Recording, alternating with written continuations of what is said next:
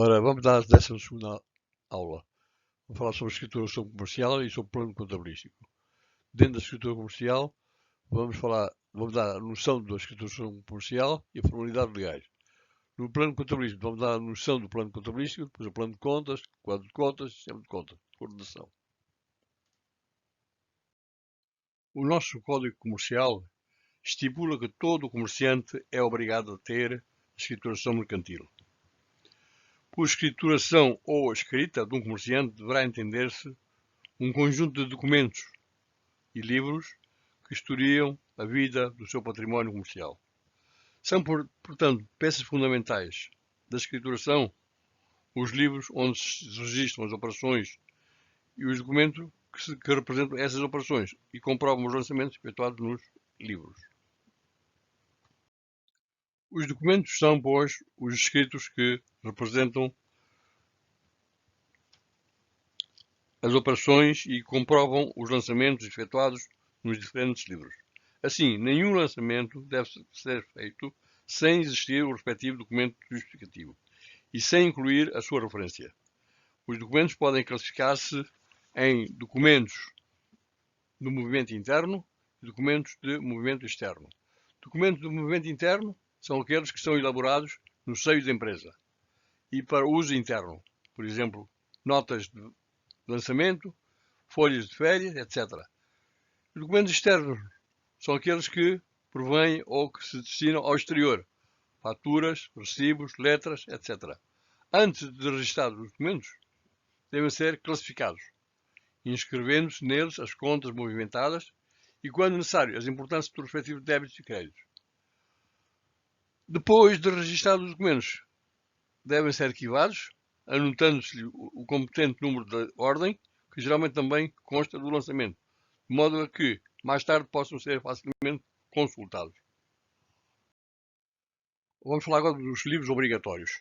O Código Comercial diz ainda que são indispensáveis a qualquer comerciante os seguintes livros: de inventário e balanços, diário, razão e copiador. Em parágrafo único, acrescenta-se que as sociedades também são obrigadas a ter o livro para atas.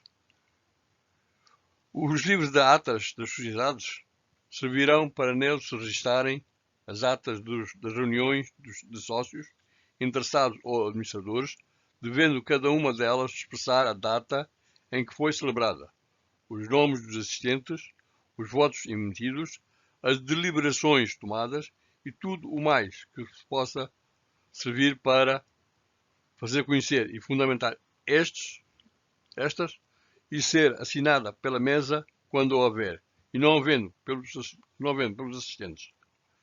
Existem normalmente 3 livros de atas. Um para reuniões da Assembleia Geral, outro para as do Conselho de Administração, que é a direção ou gerência, e o terceiro para as do Conselho Fiscal. Para os livros podem classificar-se sob vários aspectos, quanto à sua extensão, quanto à sua estrutura, quanto ao modo de escrituração, quanto à base de registros e quanto ao ponto de vista legal. Quanto à sua extensão, podem ser gerais e especiais. Os gerais, abrangendo todas as operações do comerciante, que é o diário geral e a razão geral. Especiais ou auxiliares, abrangendo apenas uma parte das operações do comerciante, que é livro de bancos, contas correntes, livro de armazém.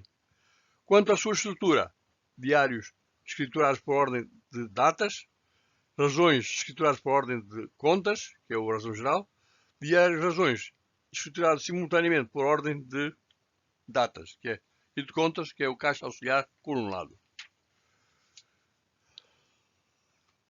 Ora, quanto ao modo de escrituração, eles podem ser analíticos, sintéticos e mistos.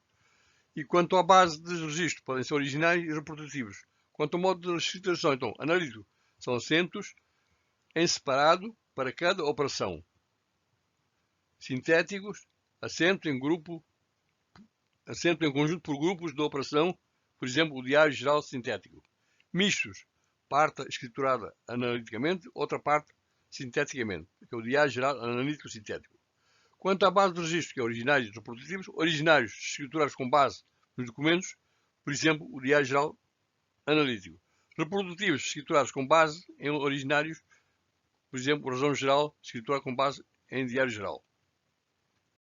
Quanto ao ponto de vista legal, são obrigatórios, impostos pela lei, facultativos, não impostos pela lei. De harmonia com a tabela geral do imposto de selo e outros diplomas, os livros obrigatórios estão sujeitos ao imposto de selo. A selagem dos livros faz-se na repartição de finanças do concelho em que o comerciante estiver domiciliado. Em cada livro, geralmente ao fundo da última página, fica registado o número lá da repartição de finanças, o valor que pagou, de imposto de selo, e depois então o nome da repartição de finanças onde o comerciante estiver domiciliado. A selagem dos livros deve preceder a sua legalização e antes de cumpridas essas formalidades não podem efetuar-se nos livros quaisquer ou lançamentos. Agora vamos falar hoje também do plano contabilístico. Elaborar um plano contabilístico para uma empresa corresponde àquilo que vulgarmente se designa por montar uma escrita, mas transcende em muito a simples organização de uma lista de contas como vem sendo tradicional. O trabalho é complexo e deve ter em consideração muitos e variados fatores, todos eles geralmente determinados pela natureza da empresa, sua dimensão e organização. Qualquer plano ou sistema de escrituração desdobra-se em três questões fundamentais, que é o plano de contas, que é o sistema de coordenação dos livros e o sistema de articulação de contabilidade externa e interna, que é nas empresas industriais. Como é natural, todo o plano contabilístico deverá permitir com facilidade e clareza a recordação do passado, o conhecimento do presente e, sobretudo, a previsão do futuro. Vamos falar agora do plano de contas. O plano de contas consiste no quadro das contas racionalmente classificadas, ordenadas e codificadas com a indicação da sua compreensão e movimentação, devendo incluir modelos de balanço e das contas de resultados, tudo baseado nos são princípios de contabilidade.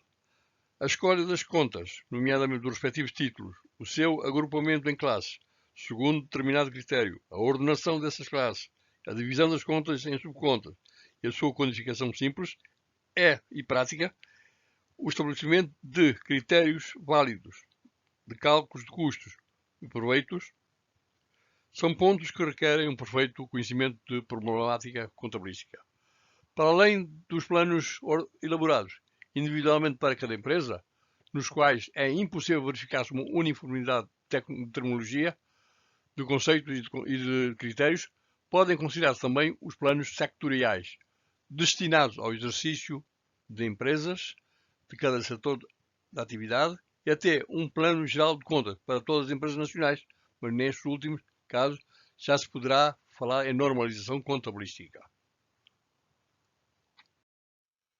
Ora, por normalização contabilística entende-se todo um conjunto de terminologias, esquemas e regras de contabilização uniformemente adotadas por várias empresas de um setor ou de um país.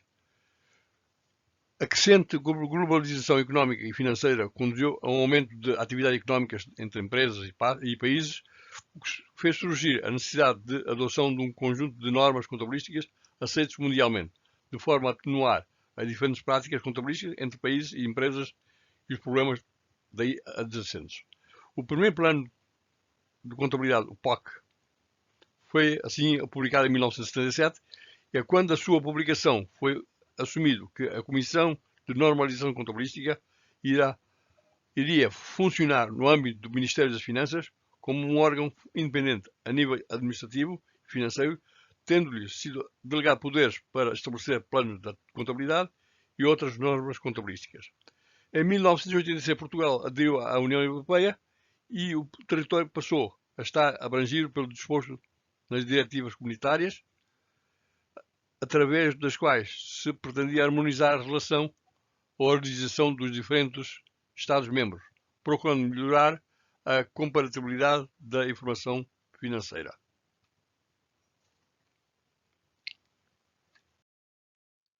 Ora, temos aqui um quadro de contas, em que diz a classe 1 é a conta de disponibilidade, classe 2, terceiros, classe 3, existência, classe 4, imobilizado, classe 5, capital, reservas e outros resultados. Dentro da classe 1 temos as contas de caixa, depósito à ordem, depósito a prazo, outras aplicações de tesouraria. Dentro da classe de terceiros temos clientes, fornecedores, empréstimos obtidos em Estado e outros entes públicos e provisões. Existências, compras, mercadorias, regularizações de existências. Imobilizado temos investimentos financeiros, imobilizações corpóreas, imobilizações incorpóreas e amortizações acumuladas. Na classe 5 temos capital, reservas e resultados aplicados, transitados. Dentro do mesmo quadro ainda temos classe 6, custos e perdas, classe 7, proveitos e ganhos, classe 8, resultados, classe 9, contabilidade de custos. Dentro de custos e perdas temos custo de mercadorias vendidas, impostos, custos com o pessoal, custo e perdas extraordinárias.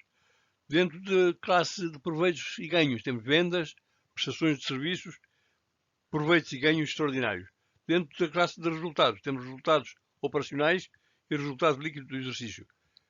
E na classe 9 não temos aqui nada escrito, mas são contas de uma contabilidade industrial.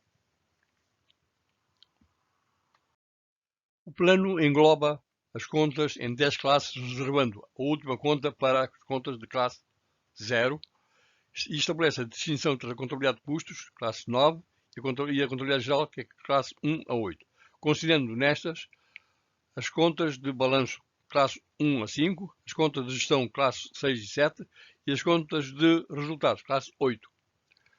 Na contabilidade geral temos as contas de balanço, que é classe 1, conta de disponibilidade, classe 2, contas de terceiros, na classe 3, contas de existência, na classe 4 temos contas de imobilizações e classe 5 temos as contas de capital. Ainda dentro da contabilidade geral temos as contas de gestão, que é a classe 6, que é contas de custos por natureza, a classe 7, contas de proveitos por natureza, e depois temos as contas de resultados, que é a classe 8, contas de resultados, e isto na parte da contabilidade geral. Na parte da contabilidade de custos temos ainda a classe 9, que é a contas de custos de exploração. E nas contas de ordem temos a classe 0, que é contas de ordem. Ora, um sistema de coordenação define-se por conjunto de livros utilizados, sua conjugação e a forma de escrituração.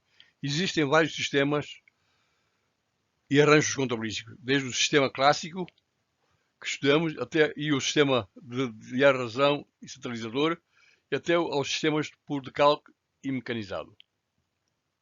Ora, nesta última aula, 12ª, falamos sobre a escrituração comercial e o plano contabilístico. Na escrituração comercial, temos a noção da escrituração comercial e a formalidades legais. Dentro do plano de contas, temos a noção do plano de contas, o plano de contas, quadro de contas e sistema de coordenação.